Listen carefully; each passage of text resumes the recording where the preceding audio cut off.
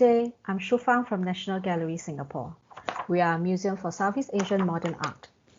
Our gallery is located in the downtown civic district, where many visual arts, performing arts, and cultural institutions are within walking distance of one another. Our vision and mission is to create dialogues between the art of Singapore, Southeast Asia, and the world through research, exhibitions, and education. Education at National Gallery aims to nurture future generations of art lovers, creative, and critical thinkers. Here you see some pictures of families and children at our gallery. Some are interacting with Singapore artist Tang Ling Na to learn how to create a large charcoal drawing together. In the picture where you see students spreading their arms out, they were on a school tour and our facilitator had asked them to do that to estimate the size of a painting. Below that is a picture of one of our installation crew showing a portion of a wooden frame to a group of students who were surprised at how heavy it was. As you can see, we use a range of learning approaches at our gallery, from discussion-based tours to workshops conducted by artists and museum specialists. We believe in a pedagogy of listening, which requires us to pay attention to children and create an environment where children feel confident to ask questions. In doing so, we hope the museum is a place where children discover that 1, it takes time to find answers, 2, there may be many answers to a question, and 3, sometimes it is okay not to have answers, but just to have a lot of questions. We believe that through art education, we are fostering in children curiosity, a creative spirit, and an open mind. As we observe the evolvement of the pandemic, we looked at our education framework and adapted and stretched on-site learning approaches into online learning approaches. For the younger age group of 4 to 12 years old, we provide play and create online content that encourages families to get creative together. For the older age group of 12 to 19 years old, we provide share and peer learning platforms for older children to share their artworks online. This is one way we hope to develop social connectedness among older children and youths. To advocate families and children to make time for art, we provide online art activities and interactive games, as well as content for parents to recharge and find inspiration. For example, every 2 weeks, we interview creative professionals and education experts for tips on family and children well-being and creativity. Singapore's holistic education emphasizes academic, character, and social-emotional development in students.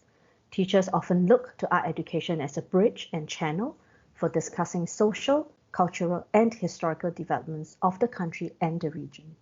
From January to May this year, due to school and museum closure, over 20,000 students were unable to visit our museum. We converted our gallery tour content into ready-to-use teaching packs with discussion questions and activity sheets.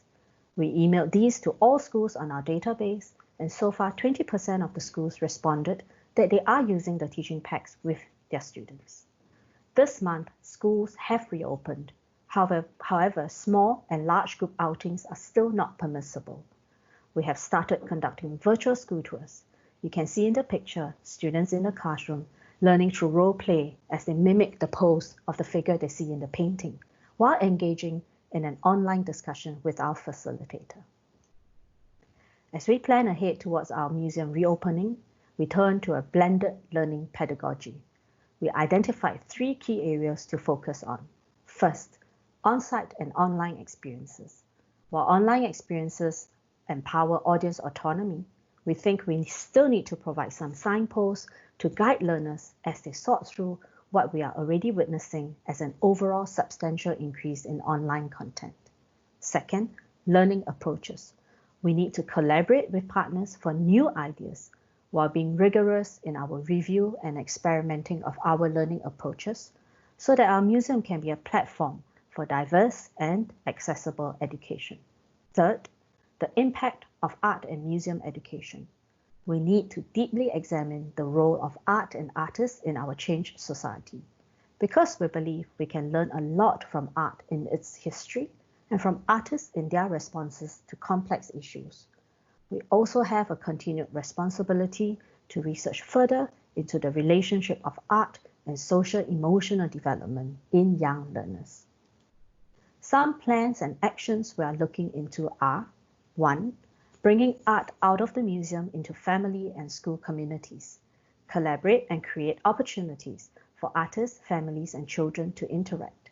Encourage children to be children, to move, play, be curious, and create. 2. Make education accessible by developing a broad and deep range of diverse, co-created online content.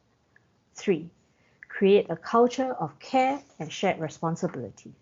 Communicate a consistent message that assures families and children that museums are safe places. And 4. Be ready for tough questions from children. Children are experiencing unsettling times. One of the most intuitive ways children learn and develop relationships is through touch and using their hands. A lot of that has changed. Children are also encountering a lot of information about illness, disease, death. Museum educators will need to be trained to understand the parameters of facilitating complex discussions in a safe and responsible manner. Art is a unique space for children to explore their emotions and thoughts about the world. Museums have a strong role as open learning platforms and in cultivating a culture of care and shared responsibility. I will end my sharing today with the wise words of a 10-year-old student at the end of his museum visit with us.